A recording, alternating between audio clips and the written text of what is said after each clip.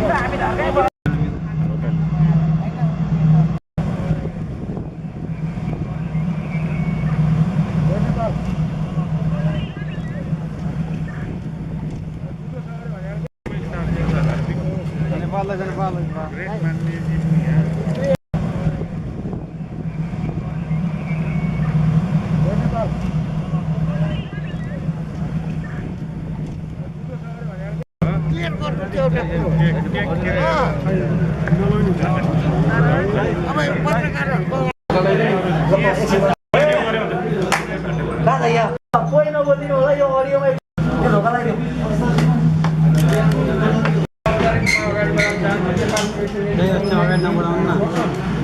आजको यो पत्रकार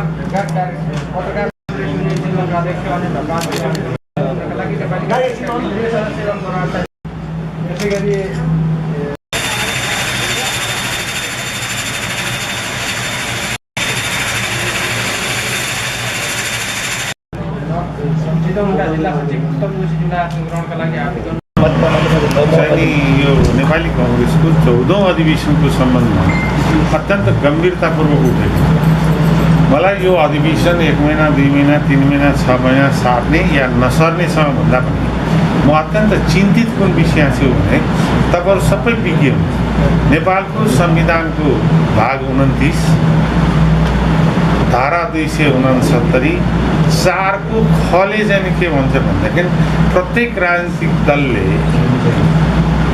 5 वर्षभित्र केन्द्रीय र प्रदेश पदाधिकारीको निर्वाचित गरिसक्नुपर्नेछ।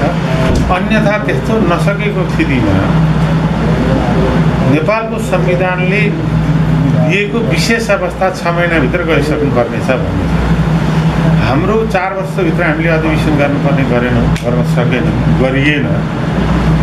अब 1 वर्ष थप्यो, 1 वर्षभित्र पनि अधिवेशन हुन सकेन। अब 1 वर्ष मात्रै होइन, संविधानले दिएको 6 महिना हाम्रो भदौ 23 गते पुग्दैछ। त्यसभित्र हामीले अधिवेशन गर्नुपर्ने अनिवार्यता नेपालको संवैधानिक आधारमा जुन बाध्यता छ त्यो बाध्यताको विषयमा मैले धेरैचोटि भनेको छु कि यसको विकल्पहरू छैन। किनभने नेपाली कांग्रेस एउटा ऐतिहासिक पार्टी जसले 3 चोटिसम्म तीनटा शक्तिलाई फाल्यो र यो देशको हिंसात्मक द्वन्द्व माओवादीका 17,000 भन्दा बढ्ता मान्छे मारिएका द्वन्द्वबाट शान्ति प्रक्रिया ल्यायो। त्यसको जति नेपाली जनताको चाह र विश्वास छ त्यति नै त्यसलाई वक्र दृष्टि गरेर हेर्ने दक्षिणपन्थी अथवा उग्र दक्षिणपन्थीहरू पनि छन्, वामपन्थीहरू पनि छन्। अब हामीलाई निर्वाचन आयोगले सदाशय देखाएर केही सहुलियत अथवा समय बढाउने दिँदा पनि भोलि सर्वोच्च अदालतमा नेपालको संविधान विपरीत भयो भनेर कुनै खालको उजुरी पर्यो भने पार्टीको वैधानिक अस्तित्वसँग सङ्कट छ भन्ने मेरो दृष्टिकोण। त्यसको निम्ति सबै विकल्पहरू वैधानिकता बचाउनको निम्ति सबै विकल्पहरू खुला गरेर छलफल गरौँ। त्यस्तो छलफलमा कुनै पनि विकल्पको निम्ति यदि हामीलाई संवैधानिक रूपबाट कुनै चुनौती आउँदैन भने त्यो विकल्प खुला रूपबाट सहमतिमा गरौँ। किनभने पार्टीको अस्तित्वको कुरा भने पार्टीभित्र कुनै ग्रुपको कुरा होइन, कुनै समूहको कुरा होइन, हाम्रो साझा कुरा।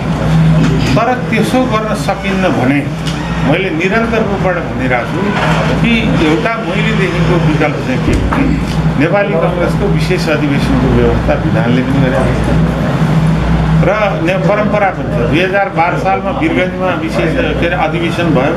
2014 सालमा विशेष अधिवेशन, 2012 सालको अधिवेशनले जनरल सुवर्ण शमशेरलाई अध्यक्ष बनायो, 2014 सालको अधिवेशनले चाहिँ बिपी कोइरालालाई।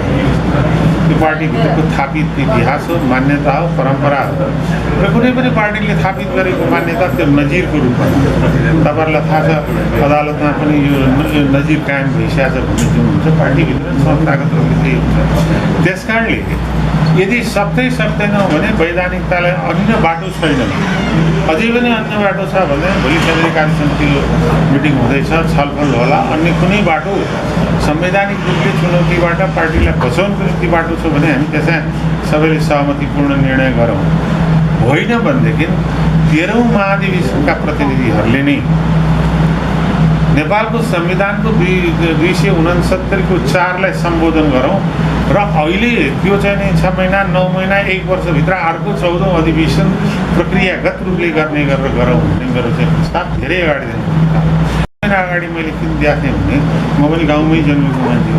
गाउँबाट आउँथ्यो, ए दाइ तिमीलाई किसानका दुःख थाहा छन्, गाउँमा पहिरो बाढी पीडितहरूको स्थिति थाहा छैन, असार साउन अधिवेशन राख्ने भन्ने जताततैबाट सन्देश टेलिफोन मेसेन्जरहरूबाट आयो।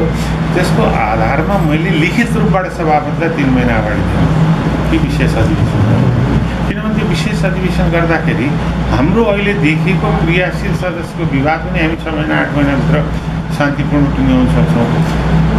अर्को चाहिँ नि के छ भनेदेखि हेर्नुहोस्, विश्व स्वास्थ्य सङ्घले 5औं भेरिएन्टसम्म चाहिँ नि कोभिड आउन सक्छ र त्यो झन् खतरा हुँदै हरेक भेरिएन्ट त्योभन्दा खतरा हुन्छ भनेकै थियो। हामी तेस्रो भेरिएन्टमा छौँ।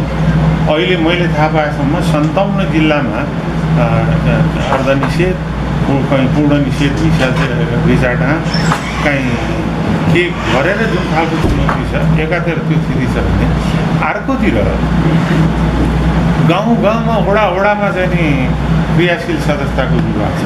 त्यो विवाद एकातिर छ भने भोलि वडाको निर्वाचन हुँदा त्यो विवाद अझ तीव्रतापूर्ण भएर चाहिँ विकसित हुन्छ। अर्को फागुनभित्र चाहिँ हामीले स्थानीय निर्वाचनमा जाने।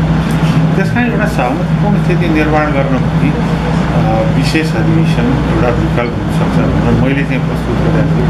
मैले निरन्तर रूपबाट 3.5 महिना 3 महिना लेखेर दिएको। किन विशेष अधिवेशन भनेर हामी सबै चुप लाग्यौँ, तर अहिलेको परिस्थिति हेर्दाखेरि हामीसँग चाहिँ नि अन्तिम मिति 13औं अधिवेशनको अन्तिम मिति निर्णय निस्केको मिति हेर्ने हो भने भाद्र 23 अब भाद्र 23 गते भित्र हामीले गर्नुको निम्ति आज 27 गते यो 3 दिन र त्यो 23 दिन 26 दिनमा अधिवेशन कसरी गर्न सकिन्छ थाहा छैन। तर सभापतिजीले निरन्तर रूपबाट अधिवेशन हुन्छ भनेर आजभन्दा 1 हप्ता अगाडिको मिटिङमा पनि हाम्रै अघितिर भन्नुभएको।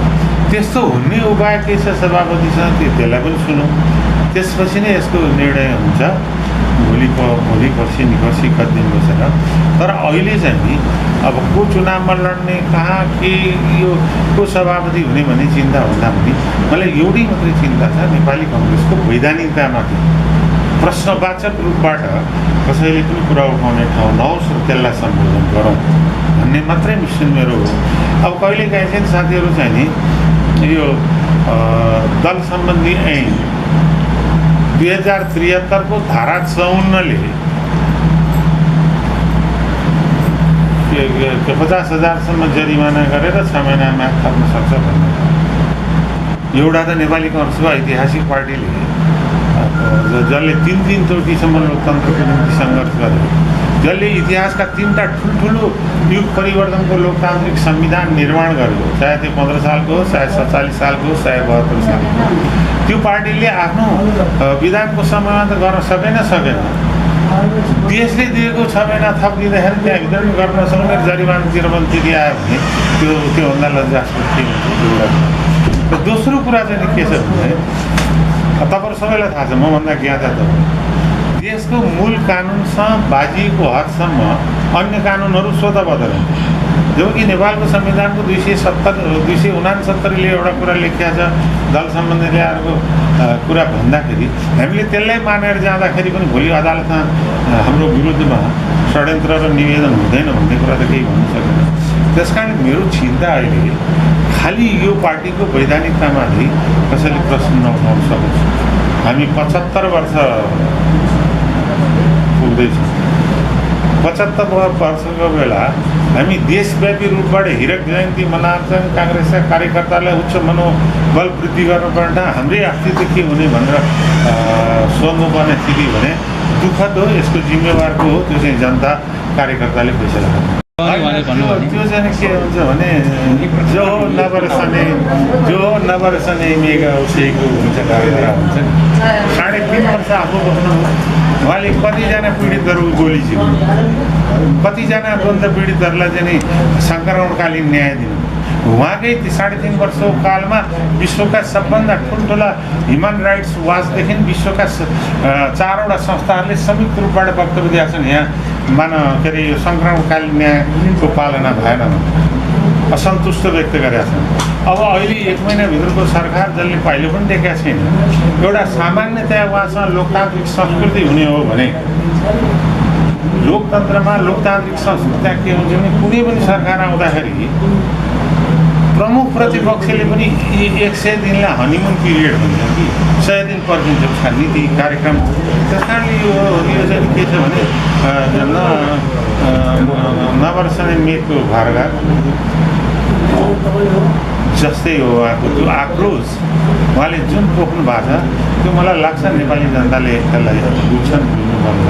र अर्को क्यान्टनमेन्ट लगायत भ्रष्टाचारका कारबाहीमा उहाँले जो चुनौती दिनुभएको छ, मेरो सम्माननीय प्रधानमन्त्री गठबन्धनसँग आग्रह के भने होलीको पिरियडमा चर्चित रूपबाट रहेका 33 केजी सुन, वाइट बडी काण्ड, अनि त्यसपछि आएर ओम्नी प्रकरण, यति प्रकरण, बुढी गण्डकी केस, सेक्युरिटी क्लिनिङ के छ त्यो केस भनेर 7 दिन छैन।